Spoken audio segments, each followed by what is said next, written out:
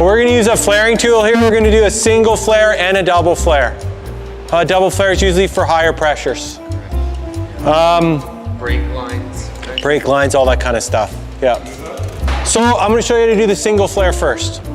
All right. So we're going to use 3/8 tubing for the first one here. All right. When we flare any pipe, just like any other piping, we want to make sure that we have a nice good ream.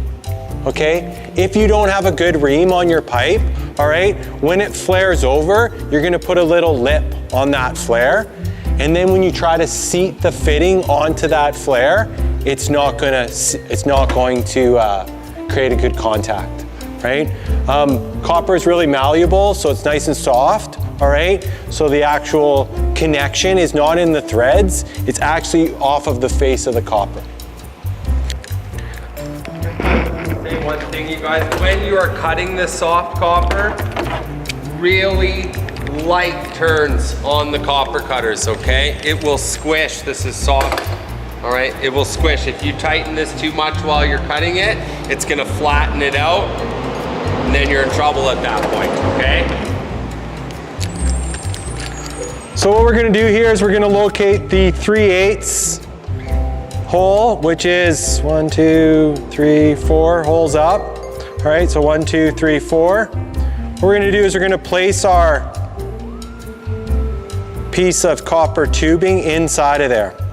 Now this is where the dime comes in handy. The copper should extend past the top of the flaring tool here by the thickness of a dime. Now, when you do this long enough, obviously you don't need a dime. Like, you can eyeball it, right? It doesn't have to be precise, right? But that little thickness of a dime will help create a wide enough flare, all right? So that you get good contact all the way around your fitting. So if you want to look at that right there, I think I need to come up a bit more, a tiny bit more. Can you see that there? To come up a tiny bit more. Anybody know how thick a dime is? Neither do I. A couple mils, probably. Yeah. So we'll come up a little bit farther. And what we're gonna do now is, we're gonna take the second part of our flaring tool here, and this is a key component. If you try to put this flaring tool in this way, it's not gonna work. You gotta go from the narrow end on this back side here. So I'm gonna slide that all the way down. If you notice, there is a whole bunch of notches, all right, on each one of the side of these holes. This is great because it basically helps you to align that top of that flaring tool. When you tighten this down, if you think it's tight enough, tighten it more. You cannot put these in a vise, all right? They are not designed to handle heavy pressure, but this thing has to be super tight. If it is not tight enough, what'll happen is that when I go to push this actual pin down on the top of the flaring tool, like this one right here, which will actually create the flare, what it'll do is it'll push that pipe back out through the bottom. So the only thing holding this pipe in place is this lever right here.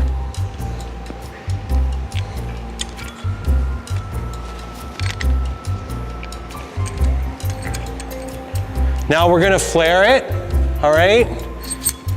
And what we do is we just slowly rotate the flaring tool clockwise, all right, until it kind of stops on its own.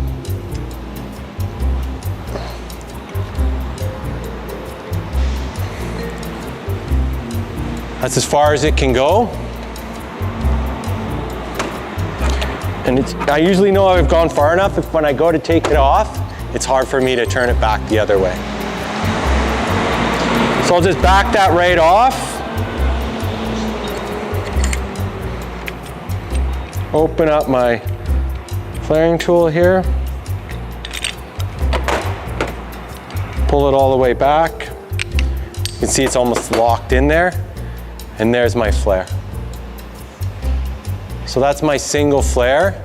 And if you noticed, I got a good ream on there, so there's no harsh edge on the top there.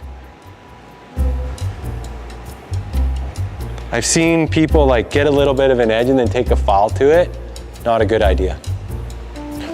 What you want is you want a nice, clean, even flare so that when it butts up against your fitting here, all right, you're gonna get good contact. Oftentimes you will see people dope the threads on this, or if it leaks, they'll dope the face of the flare. Incorrect. Not necessary. If it doesn't hold, reflare. Pipe dope is not a sealant. Even though it says sealant on the side of it, it's a lubricant. That can hold a massive amount of pressure if it's done correctly. And the way we can actually increase the pressure, the capacity of the flare, is to actually create a double flare. Now what often people will do, or a big mistake that happens here, is that before they start their double flare, guess what they don't do? They don't put the nut on. Both of them. Right? You need both of the nuts on. So when we do the single flare, how much of this goes through the end of the flaring tool? About a dime. 1.22 millimeters. 1.22 millimeters, you Googled it? Thank you.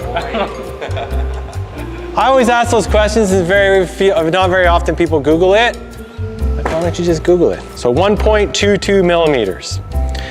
For this one here, it's gonna be a little bit different. So what's the first step I gotta do before I start my flare? Mark, measure, and cut, and then ream. Yeah, mark, measure, cut. Yeah.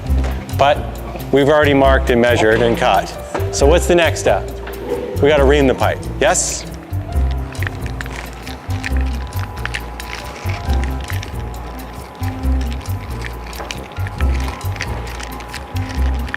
Now the single flare, pretty easy, pretty straightforward. The double flare sometimes takes a couple of attempts, all right? So when you get to the point that has a double flare, do the double flare first, then do the single flare, because you might have to cut the pipe, okay? The distance that it protrudes through the end increases. You have this pin right here that we're going to use to help us aid in the double flare. And the thickness of this pin is how far that pipe goes through. I'm a little bit too far past it right now. I'll back it off just a bit here. So right around the thickness of the bottom end of that pin there.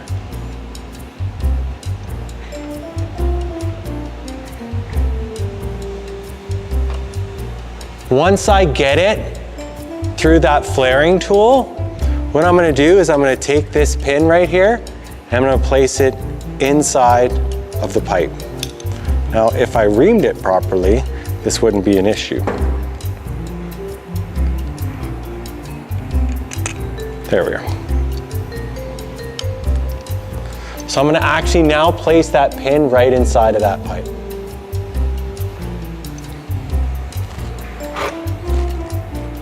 In order to get this tool on this portion of the flaring tool, you have to make sure that that pin that we had just used to create that first flare is put all the way up, okay? Or it'll never fit. Again, it's gotta be super tight. Especially for the double. Especially for the double flare. If you think it's tight enough, keep going. Now what we're gonna do is, this one wasn't sitting perfectly straight inside of there. So I'm now gonna create the first portion of my double flare.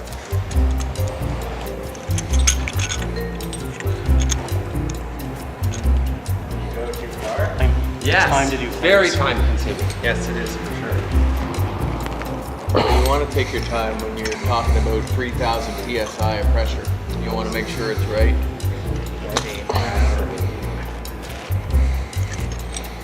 So that's the first portion of my double flare. Hopefully it works the first time. So I'm gonna back it off. Now, this is a crucial part here. It might have slipped on me. I feel like it did. What has to happen is that that pipe can't move. So I have to keep a good solid grasp of this because I have to pull this pin out to create the second portion of that double flare. If that pipe shouldn't slip because there's a ridge that's been created there, all right? But there is a potential it can. So keep a good solid grasp of it. And then I'm gonna take my flaring tool with the pin out now, place it back in the same position that it was before.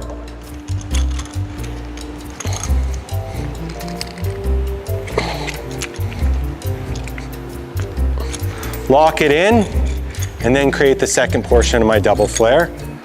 And what I'm gonna do there is bottom it out for a second time.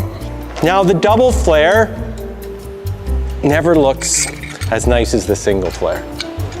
It always has a bit of a, it looks awkward, right? So it's not perfectly aligned the second time, but it increases the thickness of the flare. So you have your double flare there. You can see it's folded over. It's folded over Double on wall. itself. So a dime the first time. Great thing about these things is when they leak, they don't like blow apart. You'll just get a small bubble or hissing. It's super easy to just go in there and tighten it up after the fact.